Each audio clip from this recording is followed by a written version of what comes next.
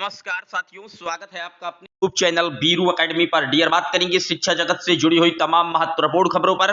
लेकिन जितने लोग चैनल पर पहली बार जुड़ रहे हैं, सब्सक्राइब कर लीजिएगा, वीडियो को फ्रेंड सर्किल में शेयर कर दीजिएगा। डियर, आइए शुरुआत कर देते हैं। डियर, आपकी स्क्रीन पर पहली अपडेट आप देख सकते हैं।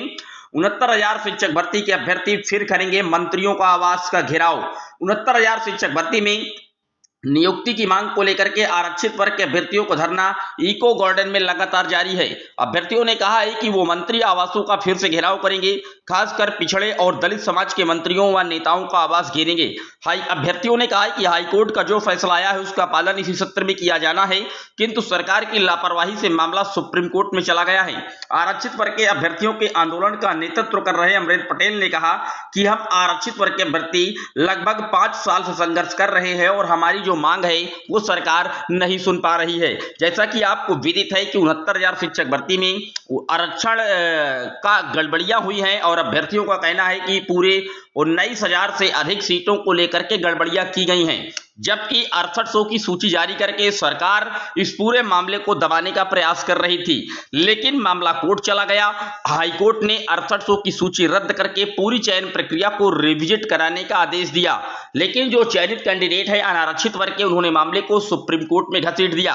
अब सुप्रीम कोर्ट में पिछले 20 बार लगातार इसकी तारीख लगी, लेकिन इसकी कोई सुनवाई नहीं हो पाई है। तो यहां पर जो पिछड़ा वर्ग के जो मुखिया हैं, जो काम कर रहे हैं संगठन के दृष्टिकोण से इस पूरी शिक्षक भर्ती को लेकर के, वो है अमरेंद्र पटेल। उन्होंने कहा है कि अब हम जो पिछड़े और दलित मंत्री हैं उनके आवासों का घेराव करेंगे और उनको जगाने का प्रयास करेंगे कि आखिर देखिए आरक्षण कहां पर किस तरीके से हमारे साथ गलत फॉलो किया जा रहा है। जो सरकार लगातार कहीं ना कहीं आरक्षण का ढिढोरा पीट रही है, वो दरअसल आरक्षण विरोधी है, इसीलिए वो मजबूत पैरवी नहीं कर रही है ताकि हमको नियुक्ति पत्र मिल सके। डियर, बात कर लेते हैं अगली अपडेट की। अगली अपडेट आप देख सकते हैं, 14 लाख को मिला प्रशिक्षण और 5 लाख को ही महज रोजगार दिया जा रहा है। सरकार के 8 साल पूरे होने पर कौशल विकास मिशन भी प्रदर्शनी में लगाएगा अपना स्टॉल।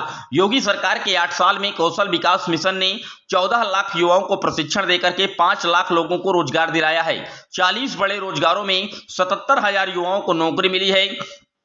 विभाग ने तय किया है कि 25, 26 और 27 मार्च को प्रदर्शनी में स्टॉक लगा करके अपनी उपलब्धियों का जश्न मनाएगा। सरकार केवल उपलब्धियों का जश्न मनाने में जुटी है और यहां पर जो बेरोजगारों की फौज एकत्रित हो रही है उनके दुख दर्द का सरकार को कोई भी कहीं पर भी सुनने का कोई प्रयास नहीं किया जा रहा है। आप जानते हैं सरकार 8 साल का अपना रिपोर्ट कार्ड पेश करने जा रही है। वहीं पर सूबे में बात की जाए खास तौर पर बेसिक विभाग की, तो पिछले 8 साल से ही यहां पर कोई भर्ती नहीं आई। सुप्रीम कोर्ट के डायरेक्शंस के आलोक में शिक्षा मित्रों का जब समायोजन रद्द हुआ तो उसके एवज में 2 भर्तियां सरकार ने की हैं, लेकिन वो माननीय सुप्रीम कोर्ट के आदेशानुसार शिक्षा मित्रों के कहीं ना कहीं शिक्षा मित्रों के स्थगन के बाद 68,500 और 69,000 की भर्ती की गई और कोई भी रिपोर्ट कार्ड बेसिक विभाग में नहीं की गई है। जबकि कल ही माननीय महोदय जी का बयान आया है, मुख्यमंत्री साहब का, उन्होंने कहा है कि बेसिक जो स्कूल जो हैं वो शिक्षक विहीन नहीं होने चाहिए, गुणवत्ता पूर्वक उनकी पढ़ाई हो। महोदय जी, जब आप शिक्षकों की भर्तियां नहीं करेंगे तो विद्यालय शिक्षक विहीन होना तय है, क्योंकि प्रतिवर्ष 10 से 12,000 रिटायरमेंट हो रहा है और 7 साल से आपने कोई भर्ती नहीं निकाली और विद्यालय की जो स्थितियां हैं उनको आप किस तरीके से सुधारना चाहते हैं बिना शिक्षकों के, ये आप ही समझ सकते हैं। डियर, बात कर लेते हैं अगली अपडेट की। अगली अपडेट आरओ को लेकर के, आरओ प्री कराने को लेकर के 2000 से अधिक केंद्रों की जरूरत है। पिछली बार प्रदेश के 2387 केंद्रों में आयोजित की गई थी प्रारंभिक परीक्षा। केंद्र निर्धारण नीति का पालन करते हुए केंद्रों की व्यवस्था कर पाना चुनौती है। केंद्र निर्धारण को जल्द ही अंतिम रूप देने जा रहा आयोग। उत्तर प्रदेश लोक सेवा आयोग ने समीक्षा अधिकारी और सहायक समीक्षा अधिकारी की प्रारंभिक परीक्षा 2023 एक दिन में कराने की घोषणा तो कर दी, लेकिन पर्याप्त संख्या में केंद्रों की व्यवस्था कर पाना काफी चुनौतीपूर्ण होगा। इस परीक्षा के लिए आयोग को 2000 से अधिक केंद्रों की जरूरत पड़ेगी। केंद्र निर्धारण नीति सख्त होने के कारण आयोग के सामने पीसीएफ प्रारंभिक परीक्षा के लिए भी केंद्रों का इंतजाम कर पाना काफी चुनौतीपूर्ण था।